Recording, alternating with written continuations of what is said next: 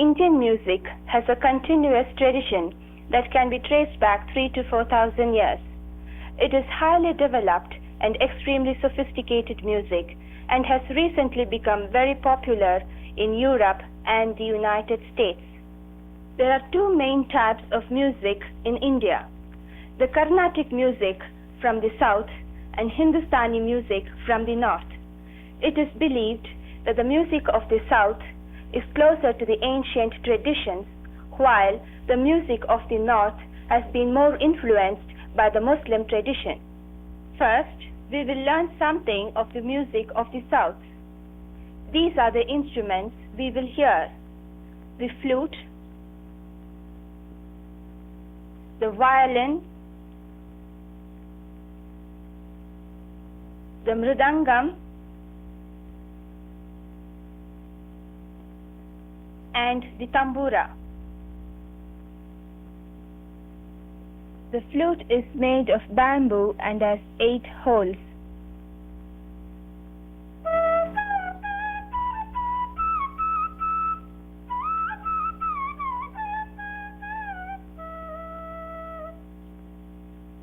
The violin is the same as the Western violin, but it is held and tuned differently.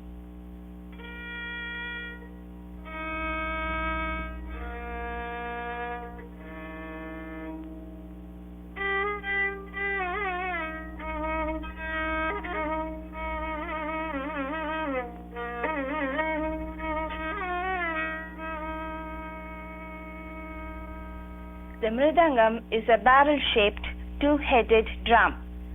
When a drummer learns his instrument, he uses syllables to represent each drum stroke. Ta, tum, ki, ta, dim, arachapu. The syllables are combined into patterns, and when the drummer learns them, these patterns are played out on the drum. Kita taka tangidu. Kita taka tangidu, tiku taka tarigidu. Tak kitatum, kitatum, tatum, kitatum, tatum, kitatum, takitatum, tadikitatum, takitatum, tadikitatum, takitatum, tadikitatum, ta.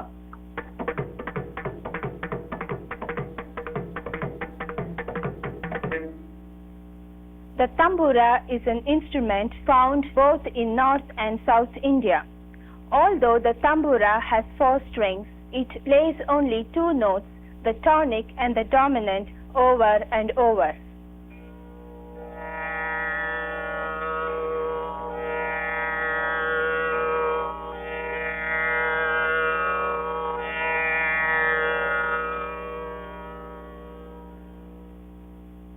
In Western music, the music you are used to hearing, almost everything is composed and written out on paper. Indian music is mostly improvised, that is, it is made up as it goes along. However, in a given piece, each musician must stay within certain limits, such as the raga or scale and the tala or underlying rhythmic framework. Let us listen to 2 of the ragas or scales that are used in Indian music. First, we will take the first novel played in your major scale.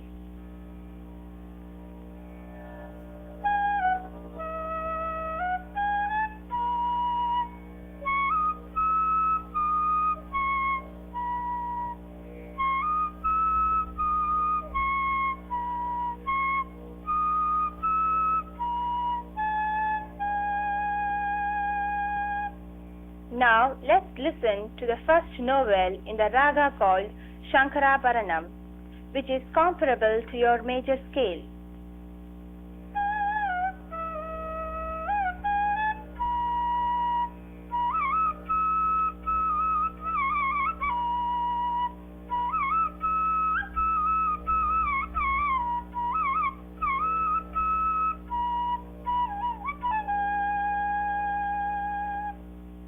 Let's listen to another raga called Todi, which uses a different scale. First, it will be played without ornamentation.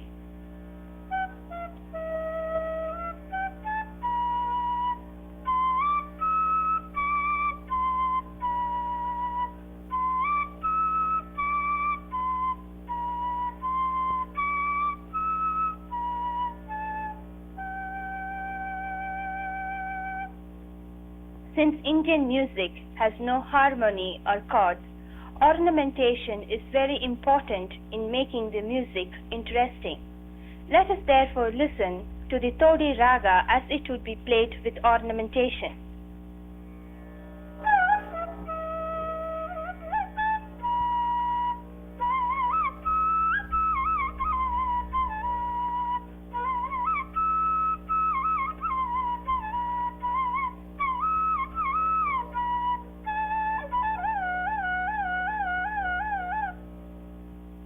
South Indian music starts off with an introduction that has no fixed rhythm but establishes the raga or scale. The introduction will be played in still another raga called Kalyani.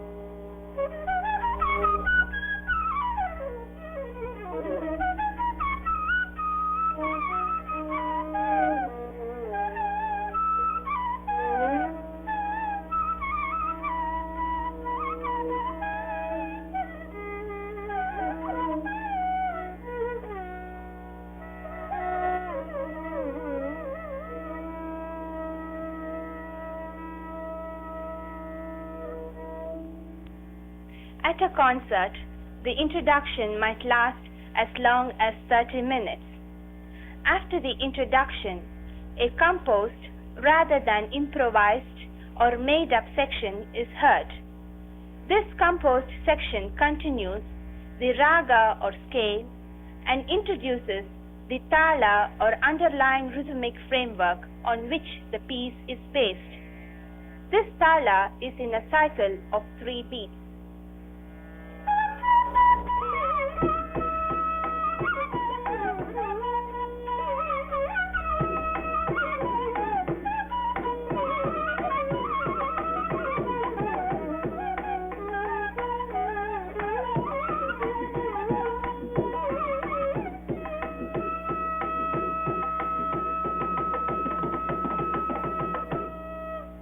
Now comes a concluding improvised section that continues the raga and the tala.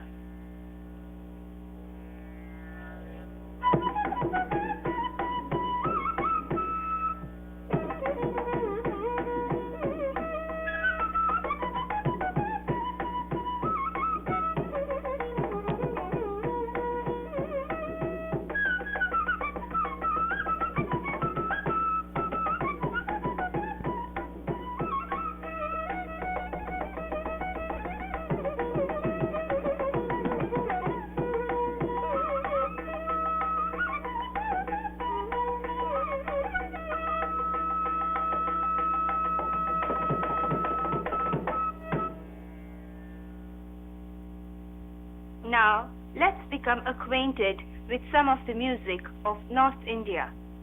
The Northern Indian musicians will play the sitar, the tabla, 2 single-headed drums, 1 for each hand, and the tamboura, an instrument we are already familiar with. The sitar is the instrument that has become so popular in the Western world. Let's listen to the sitar as it plays a folk song from Bengal. This is based on a song about a man whose day's work is done and he sings as he returns home.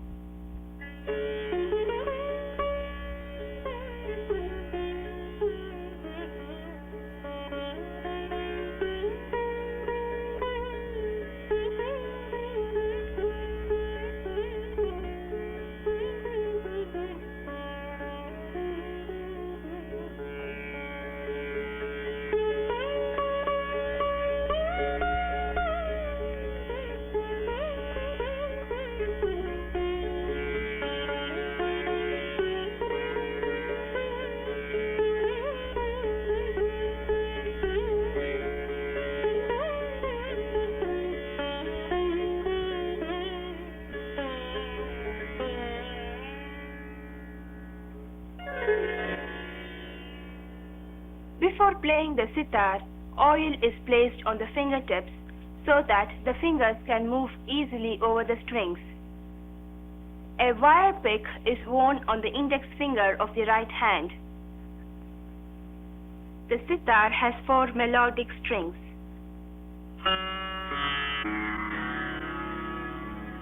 These strings may be pulled sideways so that several notes can be played in each position.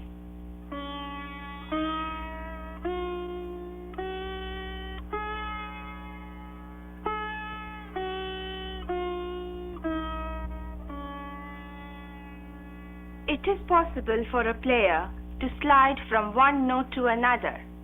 This kind of effect is very important in Indian music.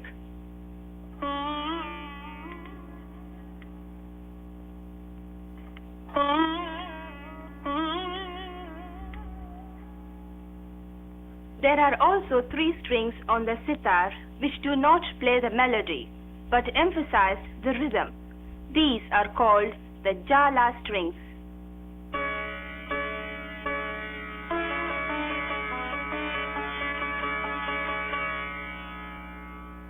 There are 13 strings on the sitar which vibrate when the other strings are played. This helps sustain and enrich the sound.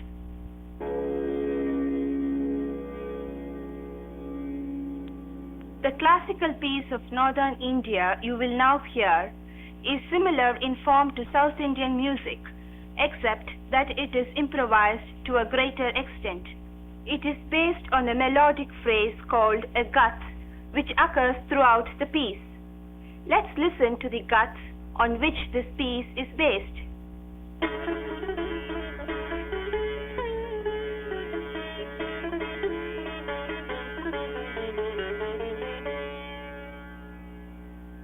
Now let's listen to the piece played by the sitar and the tabla, accompanied by the tamboura.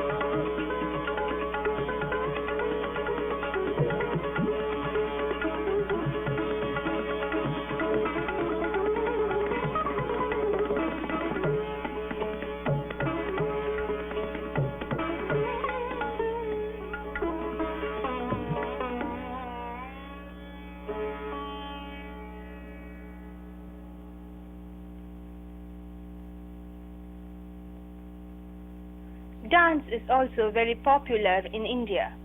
Like music, dance has a tradition that goes back thousands of years. The dancer acts out a song through hand gestures and facial expressions. This art of gesture is one of the main aspects of dance in India. Let us take a song in which a friend of a lovelorn maiden pleads with the hero. O Lord with lotus-shaped eyes, she is pining for you and waiting at the threshold of her house.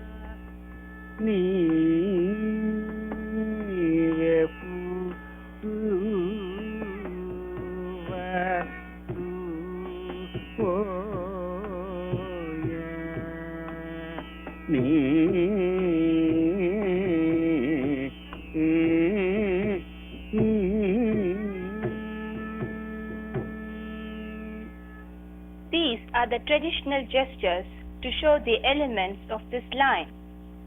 Lotus eyes.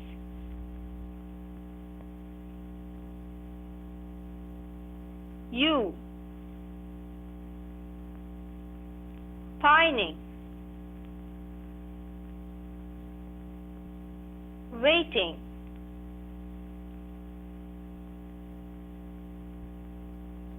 Threshold.